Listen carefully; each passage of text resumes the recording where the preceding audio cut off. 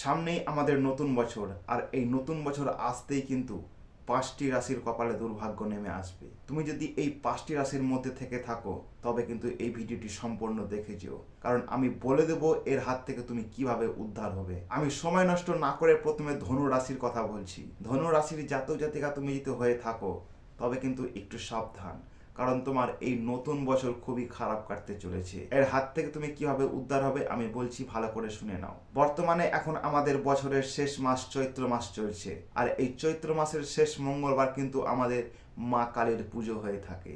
এই মা কালীর পুজোর তোমাকে উপোস থাকতে হবে, তবে কিন্তু তুমি এর হাত থেকে মুক্তি পাবে। দ্বিতীয় রাশি হচ্ছে বৃশ্চিক রাশি। এই বৃশ্চিক রাশির কপাল কিন্তু অতটাও খারাপ নেই, কিন্তু ভালো কিছু করতে গেলে আমি একটা কাজ করতে বলবো, সেই কাজ তোমাকে করতে হবে। এই বৃশ্চিক রাশির কাজটি হচ্ছে যে কোনো দিন থেকে 3 দিন পর পর ব্রহ্ম সময়ে স্নান করতে হবে। ব্রহ্ম সময়টা হচ্ছে সূর্য ওঠার আগে, ঠিক ভোর 3:30 থেকে 4:30টার মধ্যে তোমাকে পরপর 3 দিন স্নান করতে হবে। 3 নম্বর রাশি হচ্ছে তুলা রাশি। যারা তুলা রাশির জাতক জাতিকা আছো তারা কিন্তু একটু সাবধান, কারণ তুমি নিজেই বুঝতে পারছো তোমার কপাল কতটা খারাপ যাচ্ছে বা তোমার সাথে কি হচ্ছে। তুমি যদি মনে করো আমি আগামী দিন খুব ভালো কাটাবো, তবে বৈশাখ মাসের শেষ শনিবার বা প্রথম শনিবার তোমাকে মেনে চলতে হবে। এই শনিবার তোমাকে সম্পূর্ণভাবে নিরামিষ খেতে হবে। এই কাজ যদি তুলা রাশির জাতক জাতিকারা করে তবে কিন্তু খুব ভালো ফল পাবে। চতুর্থ রাশি হচ্ছে কন্যা রাশি।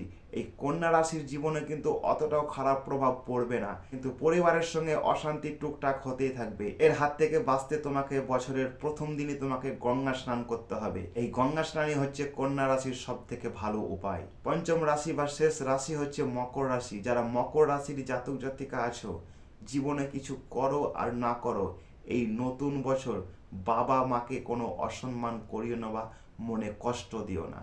যদি তোমার বাবা মা মনে কষ্ট পায় বিশেষ করে তোমার কারণে, তবে কিন্তু তোমার জীবনে দুর্ভাগ্য নেমে আসতে খুব টাইম লাগবে না। বাবা মায়ের সাথে কথা বলার সময় প্রত্যেকটা কথা যেন ভেবে চিন্তে মুখ দিয়ে বের হয়। এমন কোনো কথা যাতে মুখ দিয়ে না বের হয় যাতে মা বাবা কষ্ট পায়। আর এই ভুল যদি তোমার হয়ে থাকে তবে কিন্তু তোমার জীবনে দুর্ভাগ্য খুব তাড়াতাড়ি নেমে আসবে।